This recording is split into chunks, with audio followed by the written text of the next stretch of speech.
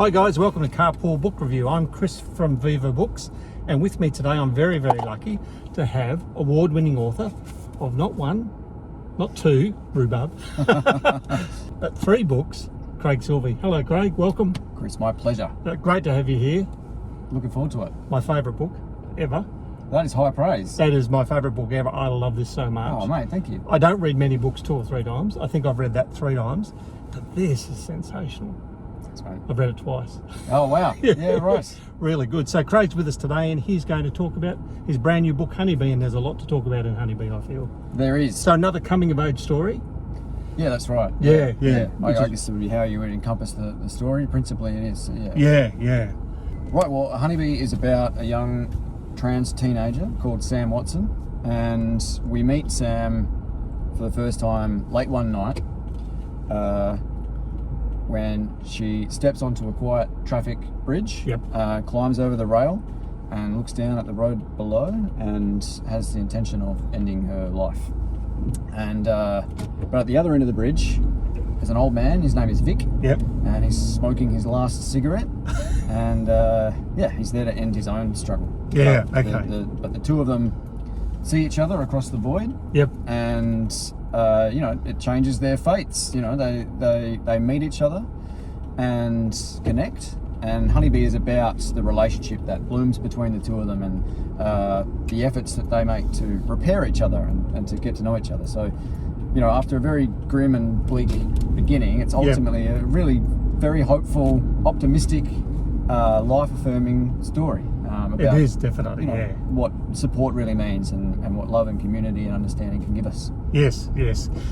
So it's really quite interesting the way you've done it, because you've got people at both ends of their lives, so to speak, starting into that horrible teenage those years that everyone tells us how great they're meant to be, and they're not really. And then you've sort of got the guy at the sort of towards the end of his life, I guess, at the sunset anyway, and they're both sort of about to do a similar thing, and the coming together, it becomes this richness of relationship that you don't often see necessarily with people at strangers that aren't grandparents or grandkids or whatever the case is. So it's quite different from that point about.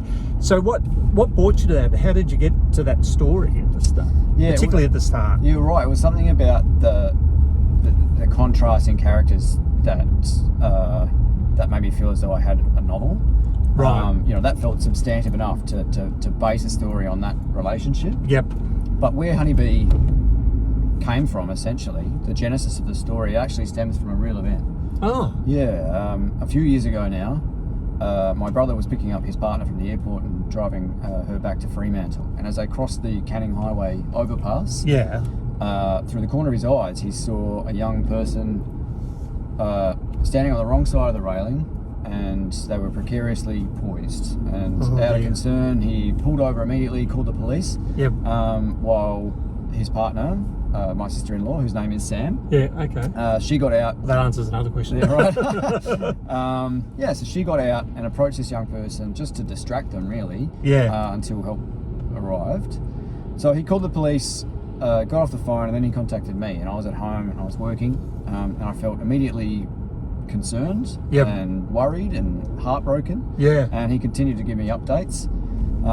And so Sam spoke to this young person, and they talked about everything and nothing until they volunteered the reasons why they were there. And the truth was they were struggling with issues surrounding their gender identity. They had been kicked out of home. They'd lost the support of their family and their friends, and they were alone in the world. And they were in a very anguished, hopeless and helpless place, and this is what had led them there that night. And so soon after, the police turned up, and they were very brusque and businesslike, and they grabbed this young person, dragged them over the railing, and sort of deposited them in the back of an ambulance. And my sister-in-law was just dismissed, really. She wasn't required to give a statement, that was that. And so she drifted away from the scene, and they drove away, and we kept worrying about this young person, and we wanted to connect with them. But they had a very common name, and so we couldn't find them. So they remained elusive. And so for me, I was in a curious situation where I had very real concerns for a very real person. Yes. Who had very real problems and a very real and urgent predicament. Yep. But they existed entirely in my imagination. Yeah. Okay. And I wanted to understand them better. I wanted to understand the pressures and the forces that led them to that place that night. Yeah. Okay. And so I started reading about it, and I started educating myself on the challenges and the emotional complexities faced by young trans and gender diverse people here in Australia. And I was alarmed by what I read. I was heartbroken by the testimonies that I read and the statistics. Yep. And it's always been my process to, when faced with things I don't understand or things that are abstract that I want to clarify, Yep. I've always wanted to write about it. Yeah. And so that's where it began. That's where Honeybee, the character, began, but also the book. Wow. So how long ago was that? The event was maybe 5 or 6 years ago now. Yeah, because it's interesting that it's come to fore where we're having such a movement in that community towards awareness in the wider community, and there's so much work and effort going on in that, and like we're almost at that sort of cornucopian sort of position in life where we're understanding them. When I say them, I mean everyone understanding everyone else, and your books come to that place right now where it's almost at that peak of understanding, I feel. Well, not peak, because you've got to understand it a lot more, but at that peak of awareness maybe. Well, there's still a lot of work to do, I think. Yeah. But it is testament to the lobbying and the communication of the trans and gender diverse community. Yeah. And support networks. Yeah. In many respects, it's still a marginalised community that are fighting for very much so. Yeah. Equality and the same rights as everybody else. Yeah. Yeah. So there's still a lot of work to do. Yes. However, in advancing awareness and communicating some of those challenges, Yeah. I have nothing but the highest regard Yeah. for the way these support networks and these communities have been able to advance interest and raise awareness. Yeah, exactly. Yeah. So tell me now, Aggie. I love Aggie. Yeah, Aggie's a great... What a great character. Yeah. So if you've based Sam on someone, Aggie's like the perfect friend. Yeah, Aggie Mima Duma, lives down the road I'm glad you said that because I didn't know how to do that. Aggie's just this force of nature. She's a very vivacious character, very charismatic, very opinionated, a bit of a nerd. Yeah. And she just swoops Sam up immediately and sort of adopts her as a friend. And Sam's someone who's come from quite a neglected childhood. Yes. Quite isolated. And so friendships are quite a difficult thing for her to come to terms with. Yeah. And not only that, the Mima Dumas are quite a middle class, sensible, consistent family. Yeah, okay. And it's quite exotic for Sam to be a part of it. She steps into this world and everybody supports each other. Everyone, it's quite a loving atmosphere. Yeah. And so it's quite intoxicating for Sam, but it's difficult for her to get used to. But But Aggie is just a dream of a character. She's just a wonderful, caring person, and it was a joy to write her scenes. Yeah. It's the sort of friend you'd always want to have. Yeah. And of course, there's Vic. Yeah. Who I just love Vic because I had someone like Vic in my life when I was younger, and you just love these people. And I think you've made such a character out of him. He's such a generous soul in so many ways. Oh, I'm pleased to hear that. Yeah. I've heard from a few people now who have spoken to me about their Vics. Yeah. That guardian or that mentor, that person they look up to, who might be a generation separate. Yes. But there's something unconditional about the way that they present themselves in their life, and we lean on those people. We look up to them, and they're totemic in our lives. And so, someone like Vic is,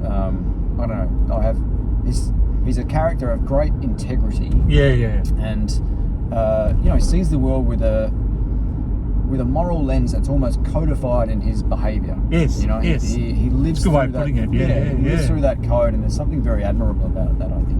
Yeah.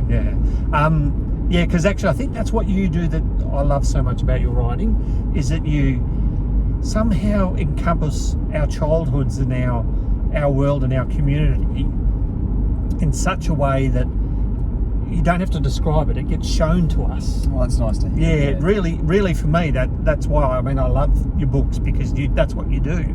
And everyone can relate. It's not like, you see, sometimes when you see TV shows and they put someone from every minority and every this, you can see the construction of it. You don't do that.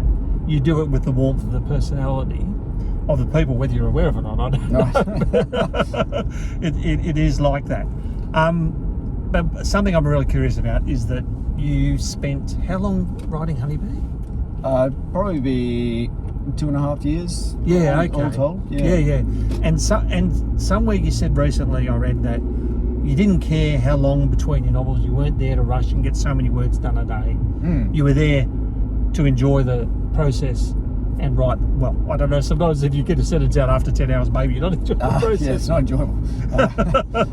Yeah, well, it's not about volume. That's not a barometer for success when you're developing a story. Because you hear a lot of authors say that they want to sit down and they'll knock out X amount in so much time or whatever the case is. Yeah, it's always been a bit of a curiosity to me. It's never mattered. You know, musicians don't work to note counts. No other art form is concerned with any spectre of volume, particularly. It's meaningless. What matters is how your story is advancing and the quality of the material that you're capturing. And so you know, I might work for 10 or 12 hours a day and emerge from that just with a paragraph. That's so relieving for us budding writers. Responsibility just went. Yeah. Well, I mean, look, I didn't mean that the way that sounded, by the way. But you know, it can work like that. And look, I think often if you are working to a word count or worrying about those elements that are largely extraneous, all you're doing is providing yourself with more editing. That's a fair point, actually. It's take longer. So given, like, Jasper Jones, because you're a screenwriter, author, and that came along after the book, obviously, and there's so many copies of Jasper Jones being sold, and Honeybee, for example, since it's released in our shops, our biggest selling book. So I see that as quite a successful thing that's occurred for you. But what's successful for you? What does success mean for you? Well, that helps. Yeah. It's not a bad gauge. I can still breathe because I ate.